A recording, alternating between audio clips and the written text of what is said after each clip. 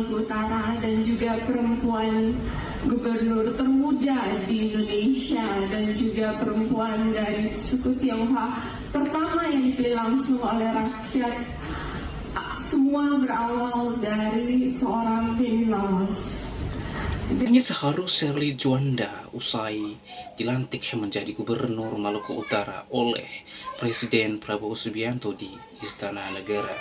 Yang menangis karena ia seorang wanita pertama menjabat sebagai gubernur Maluku Utara, juga seorang perempuan dari Tionghoa yang dipilih oleh rakyat Maluku Utara.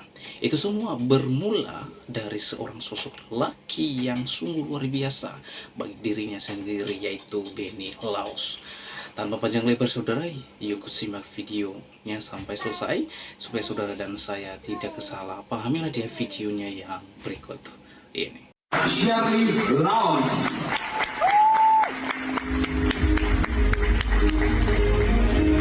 Tepuk tangan kurang meriah dong. Sejarah ini. Yeay.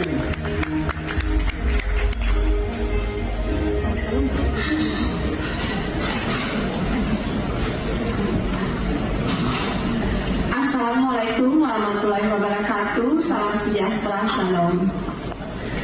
Pertama-tama saya ingin mengucapkan dan mengajarkan puji syukur kehadirat Tuhan Yang Maha Esa atas kuasa dan kebaikannya kami semua bisa berkumpul siang hari ini dalam keadaan sehat walafiat. Saya mengucapkan yang saya hormati para ketum, sekjen, dan yang mewakili dari 8 partai koalisi. Mungkin ada perwakilan dari para DPP-nya di sini, dan juga ada duta besar dari Spanyol dan UK. Thank you for coming.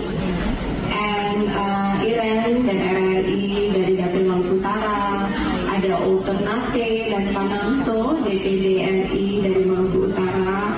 Terima kasih sudah menyempatkan waktu untuk hadir di siang hari ini, dan juga Pak PJ Pasang bersama dengan istri dan seluruh pejabat dari Maluku Utara, serta Pak Ketua DPRD Malu jika hadir di sini, para relawan yang saya sangat sayangi, dan juga sahabat-sahabat dari almarhum, sahabat saya, keluarga almarhum, keluarga saya. Thank you so much sudah meluangkan waktu siang hari ini, walaupun informasinya dadakan, tapi semuanya bisa hadir. Untuk itu saya sangat menghargainya. Hari ini saya dan Pak Sarbin berdiri di sini dalam keadaan bersyukur, haru, bangga, tapi kami juga sedih bahwa kami kehilangan seorang sahabat yang sangat luar biasa, seorang Benny Lawos dengan karakter yang begitu besar. Kita semua berkumpul siang hari ini karena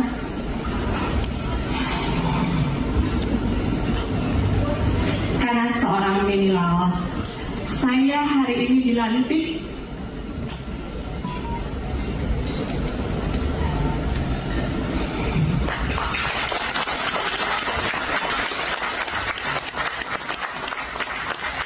menjadi gubernur perempuan pertama di Maluku Utara dan juga perempuan gubernur termuda di Indonesia dan juga perempuan dari suku Tionghoa pertama yang dipilih langsung oleh rakyat. Semua berawal dari seorang Benny Lawos. Ini adalah momen yang sangat bersejarah. Pertama kali 961 kepala daerah dilantik secara serentak, dan saya sangat terharu dan bangga bisa menjadi bagian dari momen bersejarah ini. Dan pesan dari Pak Presiden, kita para kepala daerah diharapkan untuk mengabdi dan memikirkan bagaimana meningkatkan kesejahteraan dari masyarakat dan bagaimana meningkatkan kualitas hidup mereka. Dan tentu kami sebagai kepala daerah, tugas kami terutama gubernur memastikan bahwa program Astacita dari Pak Presiden Prabowo dapat dijalankan dan implementasi dengan baik di daerah kami masing-masing. Beliau juga berpesan kami sebagai warga Bhinneka Tunggal Ika berbeda-beda tetapi tetap satu supaya kami semua bekerja sama, bersinergi, berkolaborasi seperti kalimat kita di Maluku Utara, torang semua bersaudara, berbeda-beda tapi tetap satu, NKRI harga mati. Istirahat yang cukup karena beberapa hari ini acaranya sangat padat. Di Magelang nanti pun mulai dari tanggal 22 acara akan dimulai dari jam 6 pagi sampai malam. Ada olahraga, ada pembekalan dari berbagai menteri dengan kapasitasnya masing-masing. Dan saya sangat mengapresiasi program retret di Akademi Militer Magelang ini karena harapan kami, walaupun kami secara sekilas sudah memahami apa asta cita, tetapi mungkin dengan pendalaman yang lebih kami bisa memahami dan lebih bisa menerapkan asta cita dengan baik di provinsi kami masing-masing, dan kami semakin mengerti apa kewenangan dari masing-masing kami, kepala daerah, sehingga dalam mengimplementasinya bisa dilakukan dengan baik. Berangkatnya masing-masing, saya sendiri dari Jakarta akan ke Jogja, kemudian dari Jogja lewat darat ke Magelang. Ya.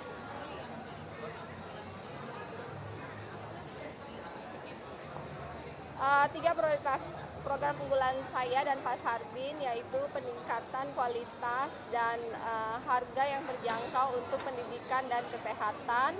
Selain itu juga infrastruktur akan diprioritaskan untuk infrastruktur yang bisa meningkatkan kesejahteraan masyarakat. Terima kasih. Luar biasa Ibu, sebelumnya saya mau mengucapkan selamat sebagai gubernur terpilih Maluku Utara begitu ya Bu ya. Dan kalau saya boleh tanya nih Bu, saat ini bagaimana sih Bu perasaannya setelah diberikan amanat begitu ya dan diberikan kepercayaan oleh seluruh warga Maluku Utara setelah nanti Ibu akan menjabat sebagai gubernur? Perasaannya bercampur aduk. Di satu sisi saya sangat bersyukur atas semua dukungan dari 51,7% masyarakat Maluku Utara yang telah memilih saya, dan banyak sahabat-sahabat di berbagai provinsi di Indonesia yang selalu mendukung saya melalui sosmed. Saya sangat mengapresiasi doa-doa mereka dan dukungan ketika saya merasa lemah dan hampir menyerah di tengah-tengah proses kompetisi kemarin. Mereka terus memberikan saya semangat dan dukungan, dan semua yang mendoakan ketika hari ini akan dilantik. Serasa semua perjuangan 42 hari kemarin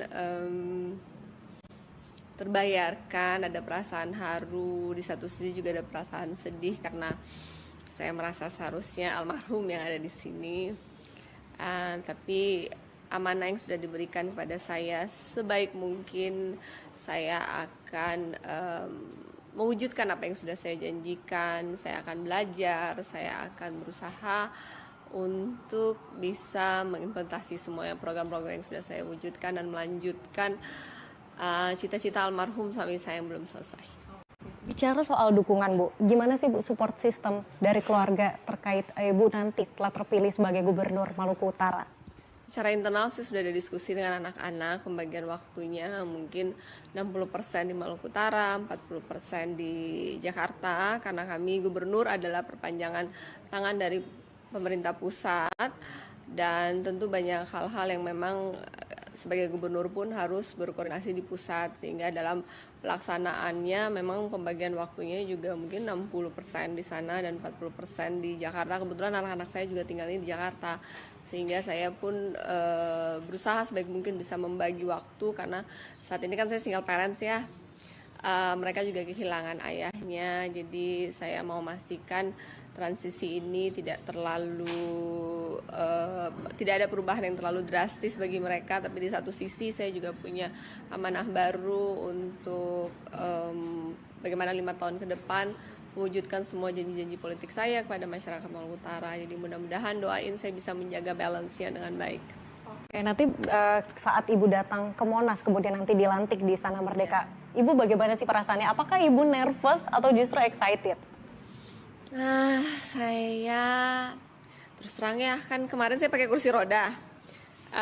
kemudian bisa jalan pakai tongkat. Ini akan menjadi pertama kali saya berdiri dalam waktu yang cukup lama.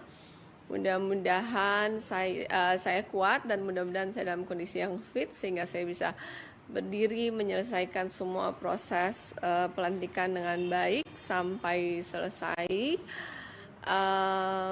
Ya exciting karena ini juga pertama kali saya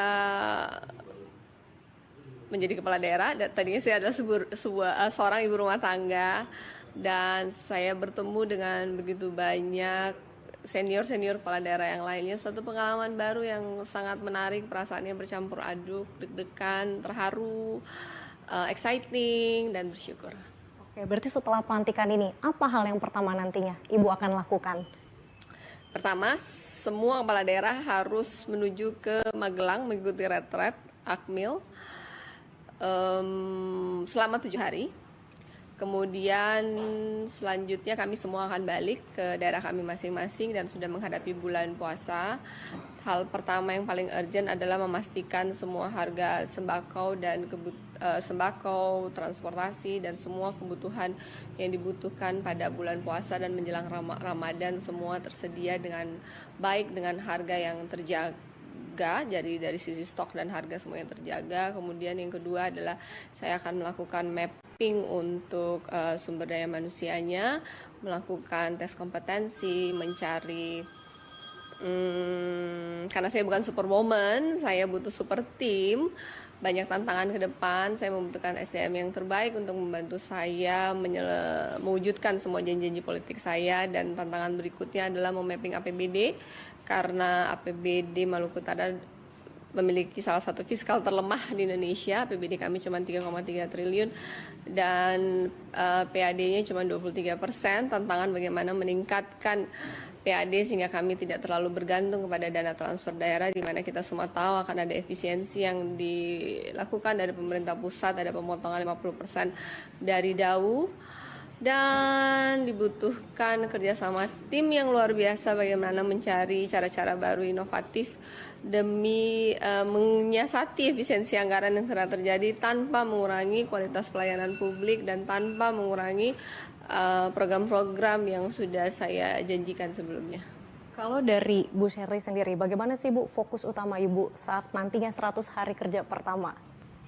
Ya, 3 program unggulan kami Sherly Sarbin itu yaitu pendidikan, kesehatan yang terjangkau dan berkualitas. Quick win pertama adalah setelah memapping APBD, berharap saya bisa menemukan efisiensi dan sumber anggaran untuk bisa memberikan beasiswa kepada mahasiswa baru, karena di bulan Mei biasanya sudah ada penerimaan starting mahasiswa baru. Mudah-mudahan dalam April kami sudah ada solusi efisiensi yang bisa kami lakukan untuk bisa memberikan beasiswa. Tapi ya tentu kami juga harus menunggu jika tidak ada, kami harus menunggu sampai terjadinya APBDP. Itu rencana quick win yang pertama. Dan kemudian menginventaris semua sarana prasarana pendidikan dan kesehatan yang kurang untuk direncanakan peningkatan di tahun depan. Database adalah yang paling krusial untuk bisa memulai. Kami harus mengetahui titik nolnya di mana. Dengan itu kami harus bisa memapping semua data kebutuhan, mendengar langsung aspirasi masyarakat secara detail. Tapi intinya akan diprioritaskan pendidikan, kesehatan terjangkau dan berkualitas. Kemudian memprioritaskan pembangunan infrastruktur, terutama jalan jembatan, di mana para petani dan nelayan bisa mengirim hasil panen mereka ke daerah-daerah market sehingga nilai tukar petani dan nelayan semakin baik dan biaya logistik semakin murah, sehingga pada intinya kesejahteraan petani dan nelayan bisa lebih ditingkatkan karena 60% dari masyarakat Maluku Utara adalah nelayan dan 20% adalah petani. 60% adalah petani, 60% adalah petani dan 20% adalah nelayan. Ibu, ini kan kali pertama Ibu dilantik sebagai Gubernur Maluku Utara. Apa sih Bu ketakutan dari lubuk dalam hati Ibu saat nantinya mungkin memimpin Maluku Utara? Banyak yang mengingatkan saya untuk berhati-hati, terutama tentang tentang hukum ya. Satu hal yang saya ketakutan adalah mungkin tentang hukum dan birokrasi, karena itu hal yang baru. Saya dengan background pengusaha, walaupun sedikit berbeda antara APBD dengan laporan keuangan perusahaan, tapi pada dasarnya logikanya hampir sama. Yang masih menjadi PR bagi saya adalah mempelajari, mengetahui begitu banyak perundang-undangan yang ada berhubungan dengan semua kebijakan, kewenangan dari kepala daerah. Nah, teman-teman, itulah dia respon Sherly Juanda setelah ia dilantik menjadi Gubernur Maluku Utara di Istana Negara oleh Presiden Prabowo Subianto. Ia menangis haru karena ia menyadari bahwa yang seharusnya yang dilantik atau mengenakan seragam putih yang berharga itu, yaitu suaminya Benny Laos. Namun Tuhan berbicara lain kepada suaminya. Suaminya dipanggil oleh Tuhan dalam perjuangan untuk pergi melakukan kampanye di salah satu tempat di mana kapal mereka mengalami kebakaran, dan di dalam kebakaran speedboat tersebut adalah suaminya. Nah, teman-teman, Sherly Juanda sangat bersyukur, bangga, dan bahagia di momen pelantikannya menjadi Gubernur Maluku Utara. Nah, teman-teman, kita terus mendukung mereka di dalam kepemimpinan pemerintah atau pemerintah daerah, karena kitab suci Alkitab mendorong kita untuk mendoakan pemerintah, di mana pemerintah adalah wakil rakyat dan pilihan Tuhan yang ditetapkan oleh Tuhan untuk mereka memimpin suatu daerah, bangsa, atau negara. Alkitab menjelaskan dalam 1 Timotius pasal 2 ayat 1-4 terkait dengan kewajiban orang percaya. Pertama-tama aku menasihatkan, naikkanlah permohonan doa, syafaat, dan ucapan syukur untuk semua orang dan untuk raja-raja dan untuk semua pembesar, agar kita hidup tenang dan tentram dalam segala kesalehan dan kebenaran.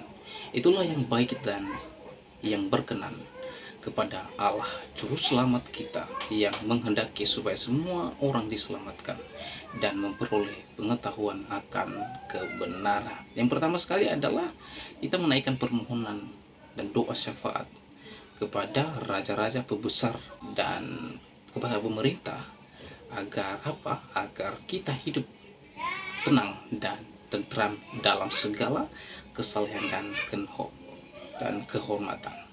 Itu yang pertama. Yang kedua, mengapakah saudara dan saya mendoakan pemerintah?